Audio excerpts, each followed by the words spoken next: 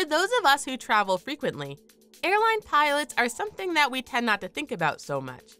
After all, between their human co-pilot and their autopilot, how hard can captaining a plane really be? You might be surprised by what's going on in the cockpit. In addition to the struggles pilots endure to keep you safe in the air, many are subjected to issues that don't cease as soon as they land. We'll let you in on some secrets that will make you look at pilots a little bit differently.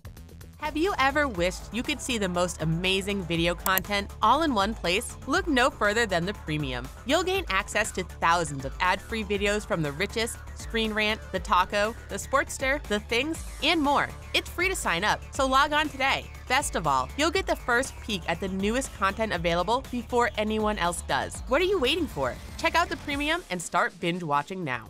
They say that takeoff and landing are the most dangerous times on a flight, so make yourself feel secure by clicking on the subscribe button. To make sure you don't miss out, turn on your notifications as well. Radiation. If we're not having a lead vest put on us, we tend not to worry too much about radiation in our daily lives. You might worry more about a plane crashing when you're in the air, but you are also facing a subtle and unseen danger: cosmic radiation. These highly charged particles are constantly soaring through space and landing on Earth. These pieces of atomic cores are shot at a high velocity by black holes and exploding stars. If that doesn't sound like something you want slamming into you, that's because it's not. They can damage your tissues and your DNA and have been linked to various types of cancer. Our atmosphere does a pretty good job of filtering them out for us, but pilots spend their time high up in the atmosphere and are thus more susceptible to this radiation. It's so bad that the CDC has classified airline crew members as radiation workers. According to the National Council on Radiation Protection and Measurements, pilots are exposed to the highest yearly levels of radiation out of all radiation-exposed workers, including X-ray technicians and nuclear power plant workers. It's estimated that they receive 3 millisieverts per year. That's about triple what people who spend the majority of their time on the ground receive. In comparison, 10 days in outer space will hit you with 4.3 millisieverts of radiation. Assistance. Sure, you may be getting pelted by radiation, but being the captain of an airplane must be pretty simple. Just kick back and relax and let your human co-pilot and autopilot do the work. Most people don't know the real difference between captain and co-pilot, but it's basically just seniority. Both pilots are equally capable, and they take turns piloting the flight. Captains tend to get all the glory, but co-pilots are equal contributors to the success of your flight. As far as just putting the plane on autopilot, that isn't really an option. That would be like putting your RV on cruise control while you sit in the back and not expecting to get in a major accident. Autopilot is a computerized system that utilizes a series of sensors all around the aircraft, which feed it information about speed, turbulence, and altitude. It can then make automatic adjustments based on this data. But the plane can't even get into the air without human pilots, nor can most planes land with them.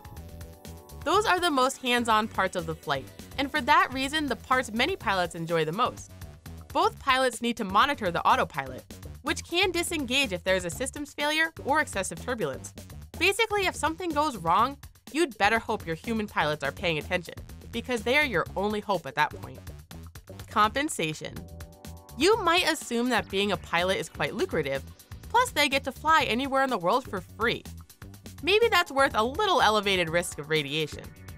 Well, first there's the matter of qualifying to be a pilot. Some people choose to serve in the armed forces and get their training that way. But for the rest, they're expected to pay for their training, and it's not cheap. Experts claim that it can take about $150,000 in training in order to become qualified to fly a plane. For that sort of investment, you'd expect a big return. It's true that senior pilots for major airlines can bring in $60,000 to $100,000 per year, but they start out making peanuts. Pilots working for regional airlines can make as little as $20,000 per year. If they have families, they can actually qualify for food stamps in many places, which is really disheartening. Oh, and as far as those free flights go, many pilots choose not to cash those in. The airlines will allow them to fly for free, but on standby, meaning that they'll get bumped for paying passengers. Planning your vacation around a flight you might not be able to get on is too risky a gamble for most people. Safety. If you've managed to pay attention to the safety presentation prior to a flight, you might feel like you know what to do in case of an emergency.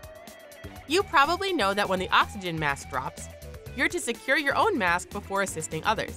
It's not just a metaphor for self-care, and it is super important that you follow those instructions. You've got about 18 seconds before hypoxia sets in, which can cause confusion and disorientation, meaning that if you don't get your mask on quickly, you won't be capable of helping anyone, even yourself.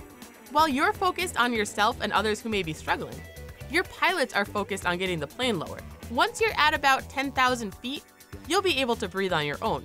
So that's the pilot's first priority. If you feel the plane start to lower dramatically, don't worry. That's exactly what it should be doing during that time.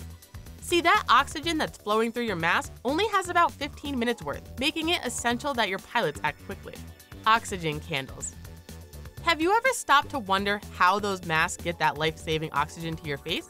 They use something called oxygen candles, and they do have a couple of drawbacks that pilots are all too aware of. They're composed of chemicals that emit oxygen when they burn, and that 15 minutes of air you have is how long it takes for them to extinguish. Inside the candle, you'll find a fine white powder known as barium peroxide. Chemistry buffs and firework enthusiasts may recognize this as a component of fireworks, where it helps other materials inside the firework burn by giving off oxygen. There's also a form of sodium chlorate, which is commonly used to destroy weeds, but unless you're consuming it, you're perfectly safe.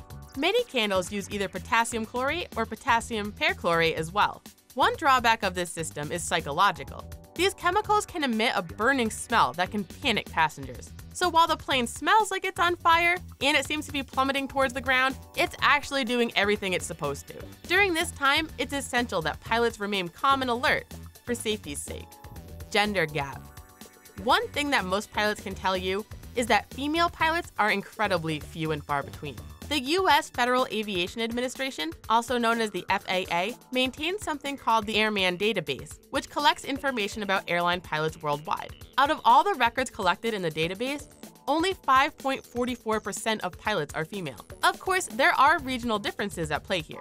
In Mexico, only 2.33% of pilots are women. However, in France, 7.62% are women, Sweden has 8.2%, and the United States is at 12.02%. Obviously, at this point, you're likely wondering why there is such a huge disparity between male and female pilots. One issue, of course, is pregnancy. Unlike many other jobs, pregnant women can't work for safety reasons, meaning that in addition to maternity leave, pregnant pilots would be grounded for a long time. For a long time and even still, many airlines were unwilling or unable to accommodate these women by utilizing them for ground-based operations during that time. It's hard to imagine paying $150,000 for a job you'd lose if you ever found yourself pregnant. In addition, all pilots, regardless of gender, have to contend with long hours and a lot of time spent away from family. This makes it incredibly difficult to maintain a family while working as a pilot. Engines. Even if you aren't overly familiar with the inner workings of aircrafts, you likely know that engines are a fairly important component.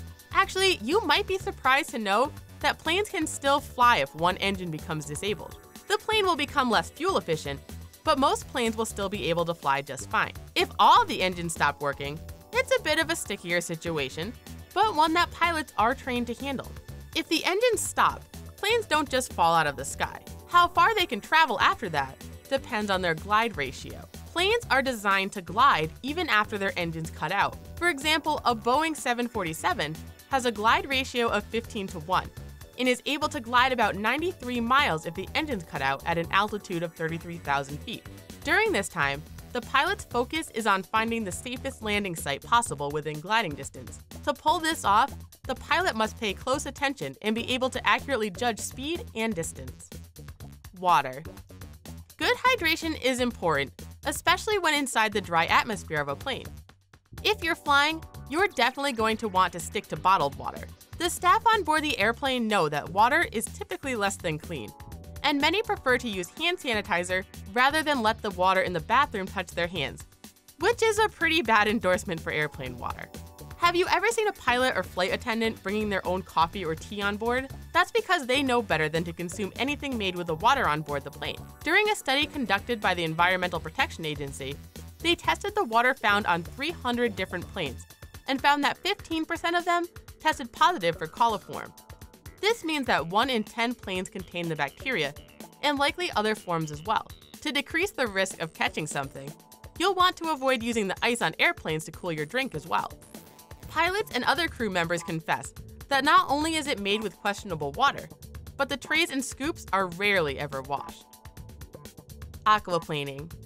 If you've ever been uncomfortably jostled while landing on a wet runway, this doesn't mean that the pilots aren't doing their jobs or aren't doing them well.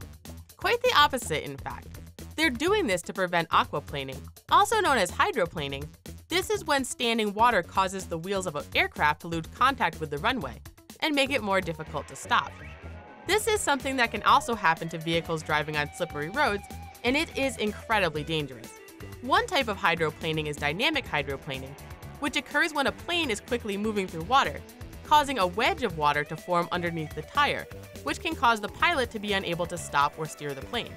Trying to slam on the brakes can cause reverted rubber hydroplaning, where the friction causes the water to produce steam, lifting the plane off the runway. In order to make sure that the wheels of the plane don't slip on the wet runway, the pilots have to make sure to touch down hard enough to break through the watery barrier. While this can of course be startling and uncomfortable for the passengers, it is way better than the alternative. Rules. We already discussed that pilots need to be alert at all times during their flights, even with the help of autopilot. This means no drinking martinis on the job. Surprisingly, there are a number of regulations governing what pilots can do while flying a plane. Pilots generally trade off plane flying duties, but even the pilot taking a break isn't allowed to read, nap, or even listen to music. While you obviously don't want the pilot sleeping on the job, if one is taking a break, it would make sense to allow that pilot to sneak in some shut-eye, so he could perform better when it's his turn. Instead, you'd better hope you get along with your co-pilot, because chatting with each other is pretty much the only form of entertainment allowed. What they eat is often controlled as well, with it being forbidden for both pilots to have the same meal. This is a safety measure in case one pilot contracts food poisoning while on board. So no matter how tasty their co-pilot's food looks, they are strictly forbidden from taking a bite. We bet that after watching this video, you have a whole new appreciation for airline pilots. While you're relaxing on your flight, they're monitoring everything carefully to make sure you reach your destination safely. Thanks for taking some time taking to the skies with the Hub. Be sure to subscribe to our channel for more behind-the-scenes look at various professions that most of us may not think too much about. We'll see you next time.